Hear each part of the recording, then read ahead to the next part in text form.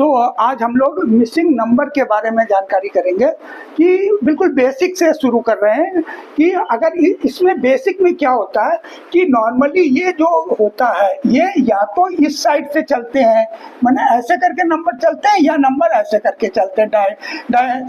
तो नॉर्मली ऐसे चलते हैं, डायगोनल भी होते हैं कभी कभी, बट डायगोनल होते नहीं क्योंकि इसमें 3 है ना, तो डायगोनल में नहीं हो पाता है।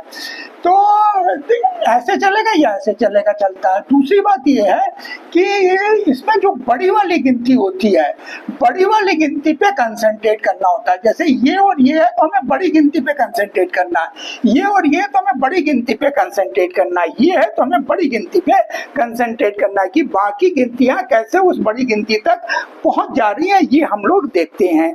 तो इसमें वो लोग यूज क्या करते हैं, कभी कभी वो स्क्वायर बनाते हैं किसी गिनती का, कभी कभी किसी का क्यूब बनाते हैं, कभी कभी प्लस करते हैं, कभी माइनस करते हैं, कभी कभी इवन डिजिट्स को जोड़ देते हैं। जैसे 5 और 6 12 होता है, क्या 12 लिख देंगे।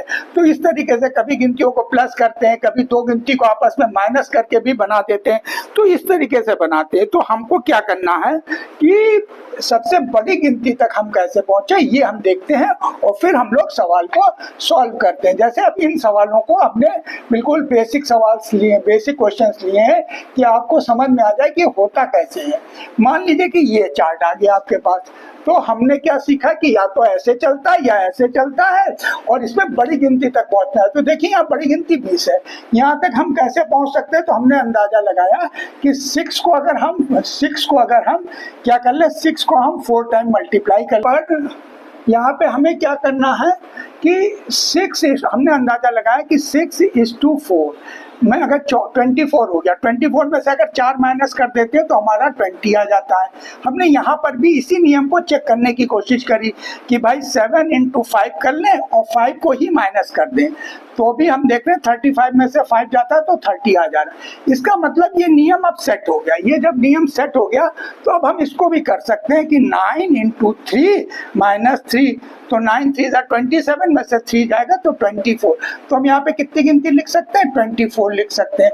तो 24 पे आपका टिक हो जाएगा। इस तरीके से मान लीजिए इस पे आए तो हमारा बीच में बड़ी गिनती आ रही, देखिए। तो हमने अंदाजा लगाया कि ये जो गिनती आ रही है ये पहली वाली गिनती का तो स्क्वायर है और इस गिनती को प्लस किया जा रहा है। ओके, तो ये 10 हो रहा है। हमने यहाँ पे देखा 7 का स्क्वायर हो रहा है, 7 7 जा 49 और प्लस 7 अगर करेंगे तो 56 हो जा रहा है। तो यहाँ पे क्या होगा, 4 का स्क्वायर होगा और प्लस ये 8 जुड़ जाना चाहिए, तो ये 16 और 8 24 हो रहा है। तो यहाँ पे कितनी गिनती आ जाएगी, 24 आ जाएगी। इस तरीके से हम लोग इस सवालों को कर सकते हैं। अब मान लीजिए कि ये सवाल आ गया, तो इस सवाल को हम लोग कैसे कर सकते हैं। इसमें देखिए सबसे बड़ी गिनती की तरफ हम जाने की कोशिश करेंगे। तो सबसे बड़ी गिनती नीचे मिल रही है हमें, तो हम लोग इसको कोशिश करते हैं 7 7 2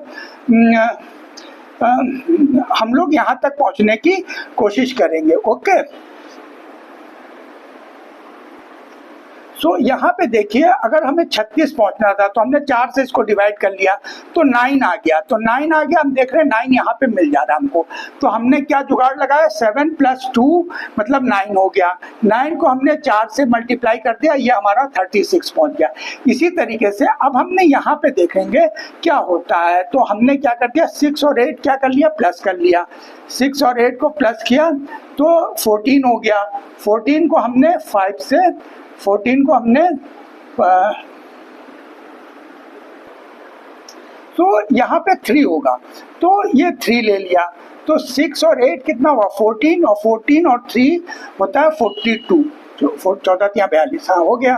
तो ये 42 भी आ रहा है। तो इस तरीके से अब हम इसमें भी क्या करेंगे, इन दोनों को पहले जोड़ लेंगे, 9 और प्लस 4 को हम लोग जोड़ लेंगे तो 13 हो गया। 13 में क्या गुणा करें कि हमारा 26 हो जाए, 2 मल्टीप्लाई कर देंगे तो आंसर आ जाएगा। तो हमारे पास यहाँ गिनती क्या हो गई, गिनती हमारे पास यहाँ पे 2 हो गई। तो इस तरीके से हम लोग करते हैं। और कभी कभी क्या करिएगा कि जो आंसर दिया होता है मान लीजिए आपको कोई क्लू नहीं दिमाग में पकड़ में आ रहा है, तो जो क्लू दिए होते हैं आंसर में 1 2 3 4, उसमें से किसी जो तुमको आपको अच्छा लगे नियर बाय, उनको एक को रख के ट्राई करके देख लीजिएगा, तो भी हो जाते हैं क्वेश्चन इस तरीके से। अब हम और भी क्वेश्चन बताएंगे।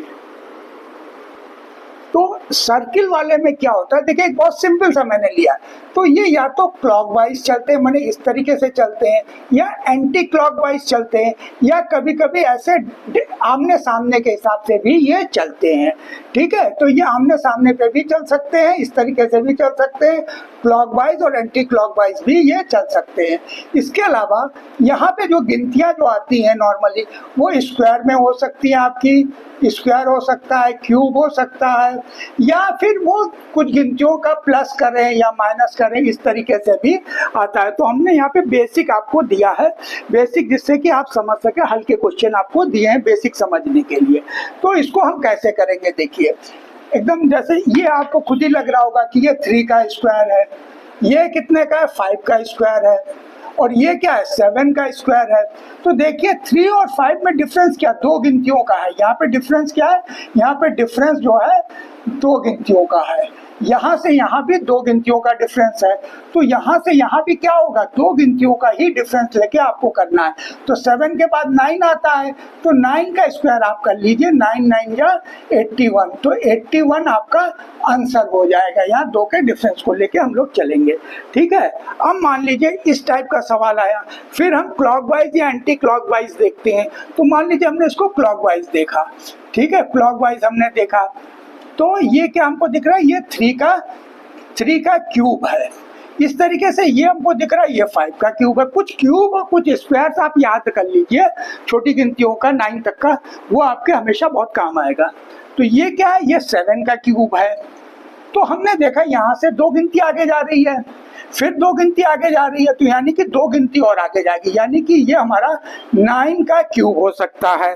तो ये हमारा अगर 9 का क्यूब हो जाएगा, 9 का क्यूब बराबर होता है, कैलकुलेटर से हमने निकाल दिया, 6 4 8, 6 4 और 8, तो ये आपका तो यहाँ पर जो है 9 का जो क्यूब निकालेंगे, 9 9 81, 81 को 9 से मल्टीप्लाई कर दीजिए, तो 729 आता है। तो आंसर कितना हो जाएगा आपका, आंसर हो जाएगा यहाँ पर 729।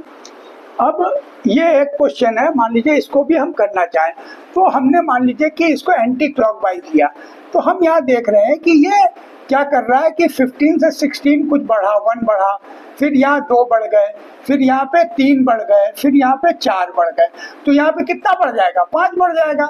भाई यहाँ से यहाँ 1 बढ़ा, यहाँ से यहाँ कितना बढ़ा, 2 बढ़ गए, 16 और 18 में 2 बढ़े, 18 और 20 और 3 बढ़े, तो यहाँ पे कितने हुए, यहाँ से यहाँ पे हमारे क्या हुए, 4 बढ़ गए, तो यहाँ पे हमारा 5 हो जाएगा, यानी कि 25 + 5, तो यहाँ पे हमारी गिनती कितनी आ जाएगी, 30 आ जाएगी, 25 + 5 हो जाएगा ये हमारा। ठीक है, इस तरीके से हम लोगों ने छोटी गिनती से शुरू किया और बड़ी गिनती की तरफ हम चले, छोटे से बड़े की तरफ चले, तो हमको ट्रेंड मिल गया, हमने सवाल कर लिया। इस तरीके से यहाँ पर देखिए हम लोगों ने क्या सोचा कि बड़ी गिनती तक पहुँचना है, तो बड़ी गिनती तक पहुंचने के लिए हम लोगों ने सारी गिनतियों का पहले टोटल कर लिया, 5 और 4 9, 9 और 6 15, 15 और 8 23।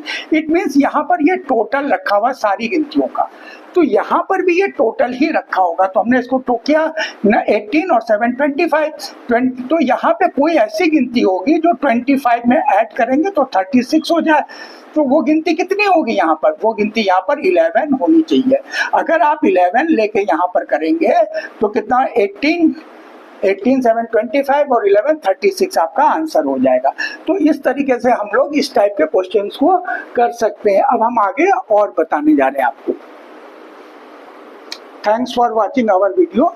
Please for such type of video आप हमारे चैनल को सब्सक्राइब कर दिए, और इसी तरीके के हम वीडियो और भी रोज डालते रहेंगे जो आपके एग्जाम की तैयारी में काम आएगा। Please share it.